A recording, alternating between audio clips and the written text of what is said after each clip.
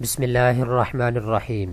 دوستو اس ویڈیو کے اندر میں آپ کے ساتھ بات کرنے والا ہوں کامیاب جوان پروگرام کے لیے۔ اگر آپ نے اپلائی کیا ہوا ہے فیز 1 کے لیے، اگر آپ کو ابھی تک پیسے نہیں ملے، آپ اپنے درخواست کو آن لائن چیک کر سکتے ہیں کہ آپ کو پیسے کیوں نہیں دیے گئے، آپ سے کون سی ایسی غلطی ہوئی ہے جس کی وجہ سے آپ کی درخواست کو ریجیکٹ کر دیا گیا ہے۔ ساتھ ہی دوستو میں آپ کو یہ بھی بتاتا چلوں، اگر آپ نے کامیاب جوان پروگرام میں فیز 2 کے لیے اپلائی کیا ہوا ہے تب بھی آپ اپنے درخواست کو یہاں آ کے ٹریس کر سکتے ہیں، چیک کر سکتے ہیں کہ آپ کی درخواست جو ہے وہ ریویو میں پہنچ چکی ہے یا پھر آپ کی درخواست کو ریجیکٹ کر دیا گیا ہے۔ تو تفصیل کے ساتھ اس ویڈیو کے اندر میں آپ کے ساتھ بات کرنے والا ہوں۔ بیسیکلی یہ جو ویڈیو بنائی جا رہی ہے یہ پچھلی ویڈیو کا ایک حصہ ہے۔ جیسے کہ پہلی ویڈیو میں آپ کو بتا چکا ہوں کہ آپ نے کامیاب جوان پروگرام میں فیز 2 کے لیے اپلائی کیسے کرنا ہے، آپ نے فارم کو کیسے پر کرنا ہے۔ اب اس ویڈیو کے اندر میں آپ کو بتاؤں گا اگر آپ نے اپلائی کر لیا ہے تو آپ نے اپنے درخواست کو ٹریس کیسے کرنا ہے، تو یہ چیز آپ کو کلیئر ہو جانی چاہیے۔ ویڈیو کی تفصیل میں جانے سے پہلے ایک چیز میں پچھلی ویڈیو میں بتانا آپ کو بھول گیا تھا،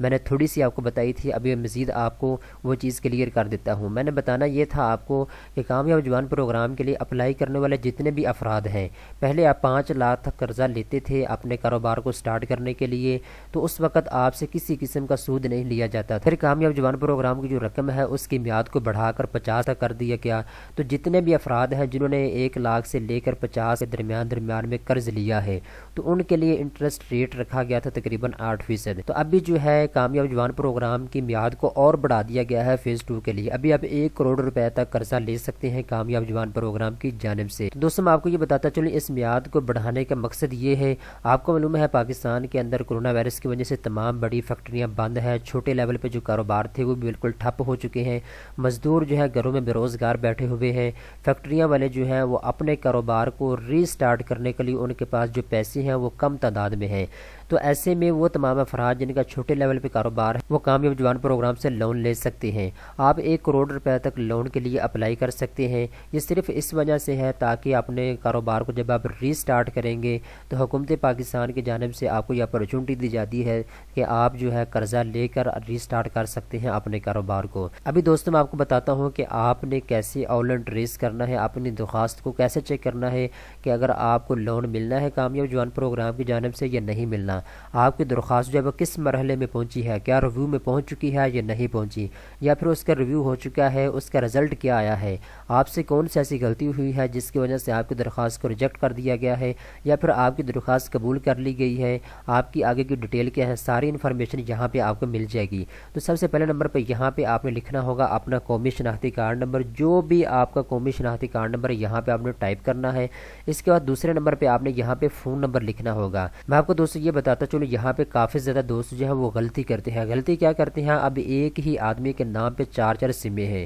تو جو نمبر آپ نے اس وقت لکھا تھا جب آپ نے کامیاب جوان پروگرام کے لیے اپلائی کیا تھا وہی نمبر آپ نے یہاں پہ لکھنا ہے۔ دوستو اس کی وجہ یہ ہے جب آپ کامیاب جوان پروگرام کے لیے اپلائی کرتے ہیں تو دوستو جب آپ کامیاب جوان پروگرام کے لیے اپلائی کرتے ہیں تو آپ کی ساری انفارمیشن جو ہے وہ کمپیوٹر ڈاٹا میں موجود ہوتی ہے، تو جب آپ کو ریپلائی آتا ہے، جب آپ یہاں پہ اپنی اپلیکیشن کو ٹریس کرتے ہیں تو وہ آپ کو مشین کی جانب سے آتا ہے، کمپیوٹر کی جانب سے آتا ہے، نہ کہ آپ کو کوئی آدمی وہاں سے اسپیشل آپ کی درخواست کو چیک کرنے کے بعد آپ کو ریپلائی کرتا ہے۔ تو جو چیز آپ نے اس وقت لکھی ہوتی ہے جب آپ نے کامیاب جوان پروگرام کے لیے اپلیکیشن دی تھی وہی چیزیں آپ نے یہاں پہ سبمٹ کرنا ہے، تو آپ نے وہی فون نمبر یہاں پہ لکھنا ہے۔ اس کے بعد قومی شناختی کارڈ ملنے کی تاریخ، کس تاریخ کو آپ کا شناختی کارڈ بنا ہے وہ یہاں پہ آپ نے لکھنی ہے۔ بہت سے دوست یہاں پہ یہ بھی غلطی کرتے ہیں، وہ اپنی ایکسپائری ڈیٹ لکھ دیتے ہیں کہ ان کے قومی شناختی کارڈ کی ایکسپائری ڈیٹ کیا ہے۔ آپ نے ایکسپائری ڈیٹ نہیں لکھنی، تاریخ اجرا لکھنی ہے کہ آپ کا قومی شناختی کارڈ کس تاریخ کو بنا ہے۔ آخر میں جو چیز آپ سے پوچھی جا رہی ہے وہ آپ کی تاریخ پیدائش، آپ کب پیدا ہوئے ہیں، وہ یہاں پہ آپ نے لکھنی ہے۔ لکھنے کے بعد آپ نے اس کو سبمٹ کرنا ہے، تو آپ کے پاس جو ہے اس کی ڈیٹیل آ جائے گی، آپ کی درخواست جو ہے وہ ریویو میں جا چکی ہے یا پھر اس کا ریویو ہو چکا ہے، آپ کی ویریفیکیشن رہتی ہے، یا آپ کی درخواست چیک ہو چکی ہے، آپ کو قرضہ دیا جائے گا، یا پھر آپ کی درخواست کو ریجیکٹ کر دیا گیا ہے۔ یہ ساری کی ساری انفارمیشن جو ہے وہ آپ کے سامنے اوپن ہو جائے گی، آپ اس کو پڑھ سکتے ہیں۔ اب ہر آدمی کی جو اپلیکیشن ہے اس کا جواب مختلف آئے گا، ہر آدمی کا جو ہے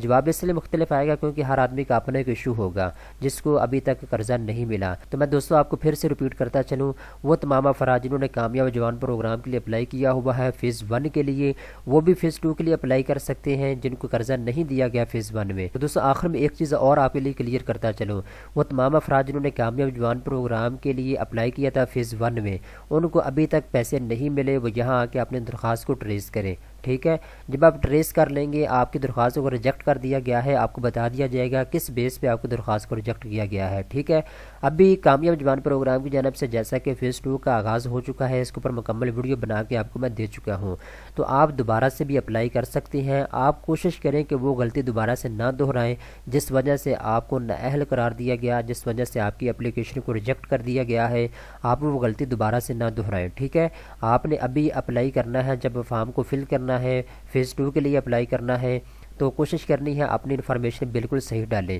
امید کرتا ہوں یہ بھی ویڈیو آپ کو پسند آئی ہوگی۔ اس طرح کی مزید اچھی ویڈیو دیکھنے کے لیے چینل کو سبسکرائب کر لیں۔